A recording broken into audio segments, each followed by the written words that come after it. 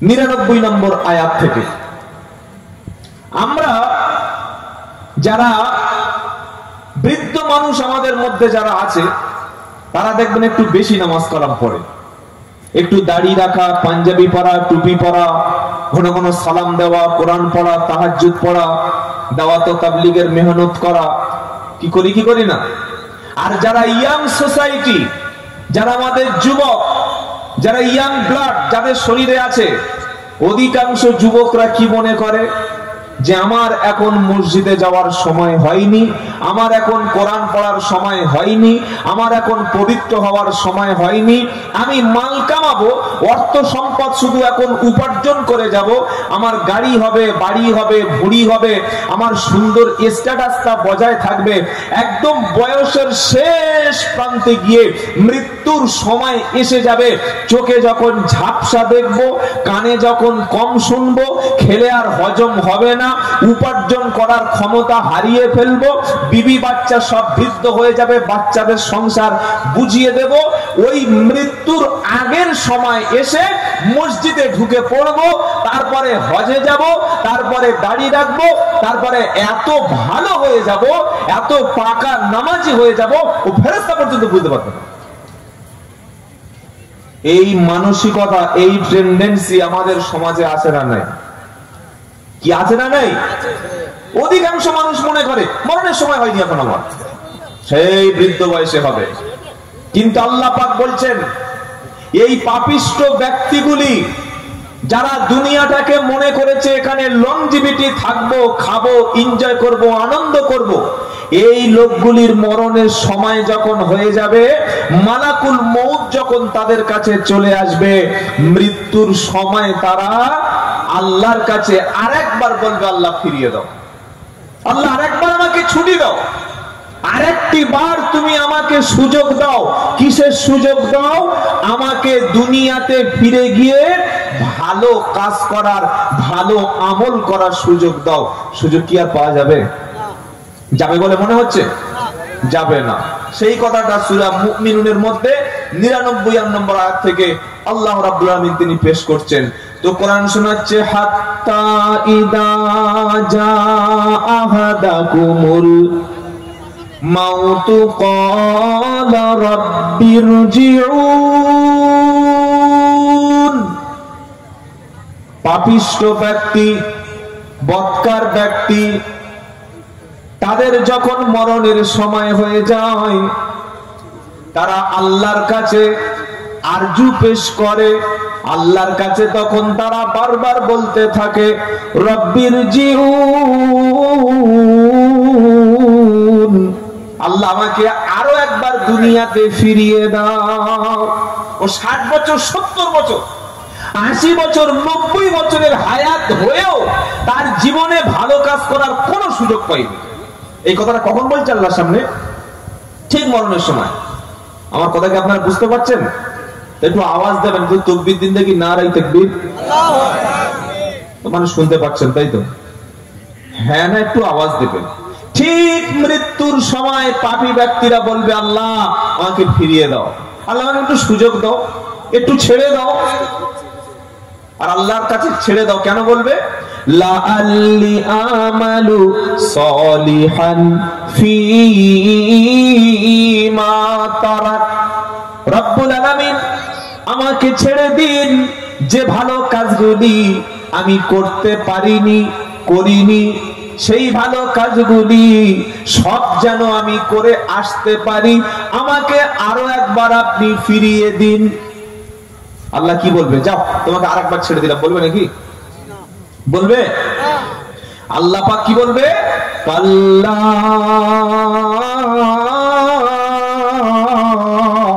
কখনো না।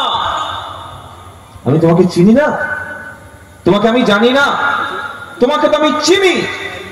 16 বছর বয়সে তুমি সাবালক হলে, 18 বছর বয়সে তুমি অ্যাডাল্ট হলে, দুহাতে মাল কামিয়েছিলে, সারাটা জীবন তোমার যৌবন দিয়েছিলাম, সুন্দর বিবি দিয়েছিলাম, অর্থ উপার্জন করার জন্য ভালো একটা ব্যবসা তোমাকে আমি দিয়েছিলাম। আমি 24 ঘন্টা তোমার জন্য ছেড়ে দিয়েছি, 1 ঘন্টা সময় শুধু আমার জন্য চেয়েছি, 11টা মাস তোমাকে খেতে বলেছি, একটি মাস দুপুরে শুধু না খেয়ে রোজা রাখতে বলেছি, লক্ষ টাকা উপার্জন করে ব্যাংকে ডিপোজিট করতে বলেছি, আর 1 লাখের মধ্যে 2,500 গরিবকে দিতে বলেছি, বাপ মাকে ভালোবাসতে বলেছি, আত্মীয় স্বজনের প্রতি লক্ষ্য রাখতে বলেছি। তুমি সারা জীবনটা সুযোগ পেয়েছো, সারা জীবনটা সময় পেয়ে যখন তুমি ফিরে আসতে পারলে না, মরণের সময় সুযোগ চাইলে কাল্লা, আর কখনো না, তোমার কোনো সুযোগ আমার কাছে মিলবে না। আলহামদুলিল্লাহ, সমস্ত প্রশংসা, গুণগান, গুণকীর্তন একমাত্র আল্লাহর জন্য, যিনি আমাদেরকে সুস্থতার সঙ্গে ঈশার নামাজ জামাত সহকারে আদায় করালেন। সেজন্য আল্লাহর পবিত্র দরবারে আমরা শুকরিয়া জ্ঞাপন করি, সকলে বলি আলহামদুলিল্লাহ। প্রিয় নবীর উপরে লাখ কোটি দরুদ ও সালাম বর্ষিত হোক, সকলে বলি সাল্লাল্লাহু আলাইহি ওয়াসাল্লাম। আমরা একটু আগে কথা শুনছিলাম, যখন কোনো আলেম হোক, কোনো বক্তা হোক, কোনো ওয়াইজিন হোক, কোরআন বা সুন্নাহ দিয়ে কথা পেশ করে, প্রত্যেকটি কথা দামি। আমরা অনেকে মনে করি যে আমাদের এলাকার ছেলে, পাশের গ্রামের আলেম, এই এলাকায় তার বাড়ি, সেজন্য এই কথার খুব একটা ভ্যালু নাই। আর 200 কিলোমিটার দূর থেকে এসে ভুল বলুক আর ঠিক বলুক, সেটাকেই আমরা মনে করি ঠিক বলছি। ইসলামের নামে, ধর্মের নামে, দ্বীনের নামে যখন কোনো বক্তা কুরআন এবং সুন্নাহর দলিল সহকারে কিছু বলেন, সেটা শুনে মেনে নেওয়া হলো একটা ঈমানদারের পরিচয়। সেটা শুনে মেনে নেওয়া ঈমানদারের পরিচয়। আর শুনে যদি টালবাহানা করি, শুনে যদি আমরা না মানার চিন্তা ভাবনা করি, আমাদের জন্য দুনিয়াতে ক্ষতি আছে, আখিরাতেও ক্ষতি আছে। আজকের তামাম পৃথিবীতে মুসলমানদের এই চরম করুণ দুরবস্থার জন্য দায়ী কিন্তু অন্য কোন জাতি না, আমরাই আমাদের দুশ্মন। বলেন এটা কি রকম? আপনারা লক্ষ্য করেছেন বিভিন্ন মসজিদগুলি অনেকেই বেদখল করে নিচ্ছে বা দখল হয়ে যাচ্ছে। তার আগে আপনারা বলুন, আমরা মসজিদ ছেড়ে দিয়েছি বলেই অন্য কেউ সেটা দখল করছে। একটা গ্রামে 500 মুসলিম আছে ঘর, 2 তলা বড় মসজিদ আছে, 700 মানুষ সেই মসজিদে নামাজ পড়তে পারে। আর ফজরের সময় নামাজির সংখ্যা কত হতে পারে? আপনাদের এলাকার কথা বলুন, বলুন আপনারা। 110 না শুধু 10? শুধু 10। আচ্ছা, ফজরে হলো 10, জোহরে হলো 12, আসরে হলো 13, মাগরিবে 15, ইশায় 12, শেষ হয়ে গেল। যে মসজিদে 5 থেকে 700 মানুষ নামাজ পড়তে পারে, সেখানে মাত্র 10 থেকে 15 জন ব্যক্তি যদি নামাজ পড়ে, এই ঘরটা টিকিয়ে রাখার জন্য আল্লাহর কি দায় পড়েছে আপনারা বলুন। আমরা মসজিদ ছেড়ে দিয়েছি, তাই মসজিদ যারা দখল করছে তারা সুযোগ পেয়ে গেছে। আমাদের শত্রু আমরা কোরআনকে শুধুমাত্র তাবিজ, কবজ, ঝাড়ফুঁকের কিতাব বলে মনে করেছি। আমার সন্তান যখন কথা বলতে শিখছে, আমার সন্তান যখন একটু বড় হলো, সন্তানের প্রথম শিক্ষা যেটা তার উপরে দেওয়া ফরজ ছিল, ওটা হলো পবিত্র কুরআনের শিক্ষা। কি শিক্ষা বলেন? পবিত্র কুরআনের শিক্ষা। আচ্ছা, আমার ভাষা কি আপনারা বুঝতে পারছেন? তো যদি পারেন একটু হ্যাঁ বা না কিছু বলুন। আমার তো মনে হয় আমি কবরস্থানের উপরে বক্তব্য করছি। বুঝতে পারলে বলুন হ্যাঁ বুঝতে পেরেছি, আর না বুঝতে পারলে বলুন যে বুঝতে পারিনি, 10 বার বলবো। কিন্তু শুনে তো একটা রেসপন্স বা একটা ফিডব্যাক তো দেবেন। ওই সে একটা বক্তার মতো 3 ঘন্টা বলে গেলাম, নেমে গেলাম, কিছুই বুঝতে পারলো না, এই তো কোনো লাভ নাই। অল্প শুনুন, কিছু শুনুন, দুটো কথা শুনুন, কিন্তু বুঝে শুনুন। কোরআন আছে, মুসলমানদের বাড়িতে পড়ার লোক নাই। কি গো, বেশিরভাগ মুসলমান কোরআন জানে না। না জানাটা দোষের নয়, কিন্তু কোরআন শিখতে বললে তখন অজুহাত পেশ করে, না শেখার অজুহাত দেয়। এটাই হচ্ছে সবচাইতে বড় ক্ষতি।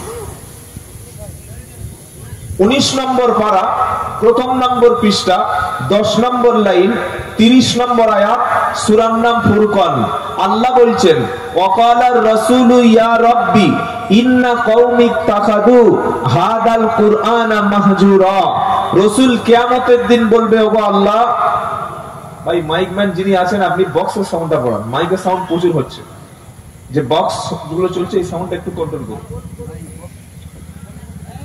রাসূল সেদিন কিয়ামতের দিন বলবে, ওগো আল্লাহ, ওগো মাওলা, এই সেই আমার জাতি, এই সেই আমার কওম, এই সেই আমার উম্মত, যারা কোরআনকে পরিত্যাজ্য করে দিয়েছিল, যারা কোরআনকে পরিত্যাগ করে দিয়েছিল, যারা কোরআন পড়াটাকে প্রয়োজন মনে করেনি, আজকের তারা জাহান্নামে যাক, আমি রাসূল তাদের পক্ষে কোনো কথা বলবো না।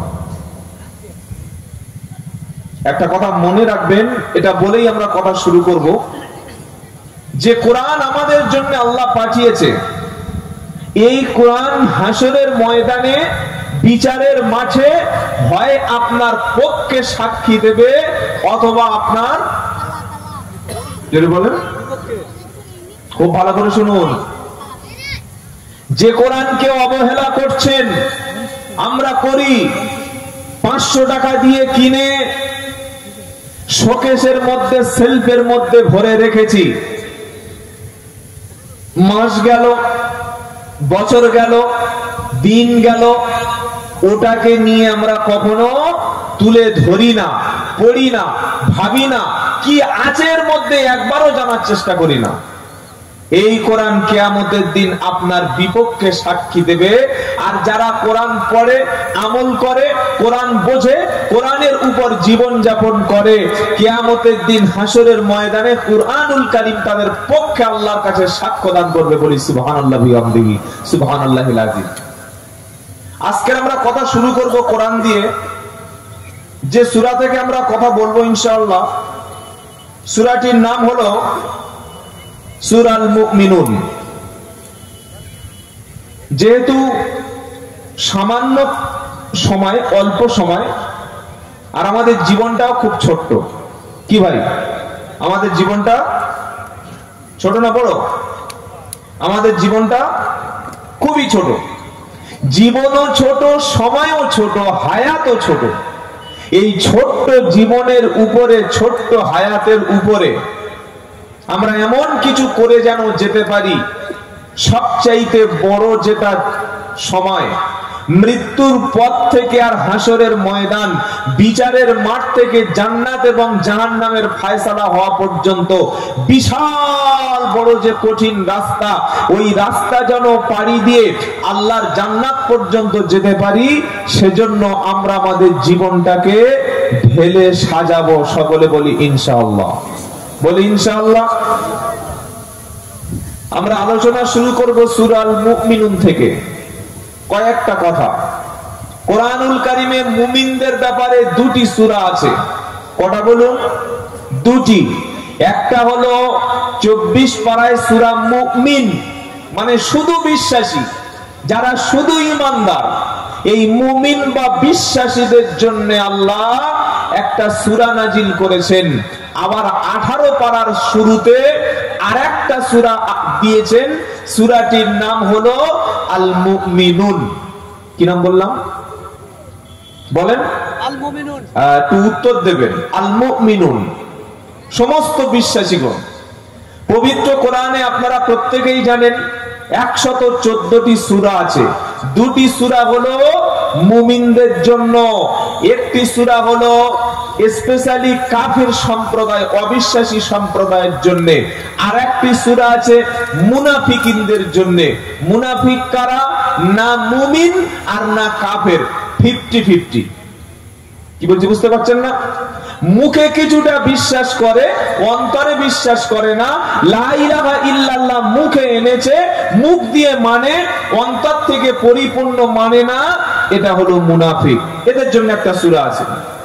তো যে সূরা থেকে আমরা আলোচনা করব ইনশাআল্লাহ বিইজনিল্লাহ বিফাদলিল্লাহ, তার আগে আল্লাহর কাছে সাহায্য চাই। আল্লাহ যেন কিছু কথা আমাদের বলার তৌফিক দান করেন, সকলে বলি আল্লাহুম্মা আমিন। মঞ্চে উপস্থিত আছেন অনেক যোগ্য বড় বড় ওলামায়ে কেরাম, বা আপনারা যারা এসেছেন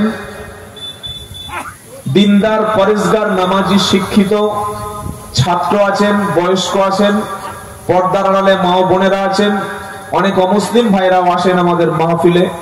জাতি, ধর্ম, বর্ণ নির্বিশেষে সবাইকে জানাই আন্তরিক শুভেচ্ছা, মোবারকবাদ।